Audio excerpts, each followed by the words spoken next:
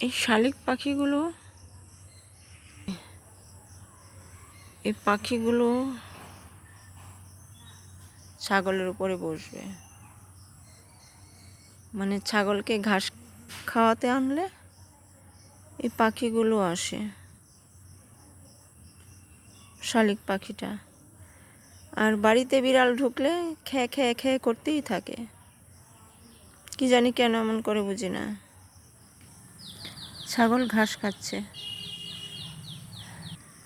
বাচ্চাটার পেটটা বেশি ভালো না, খায় না, কিছুই খায় না। যে আমার কাছে দাঁড়িয়ে রয়েছে, যা ঘাস খা গিয়ে। কি হলো? ঘাস খা। এই যে গাছের ছাল খাচ্ছে। গাছের ছাল খাচ্ছে।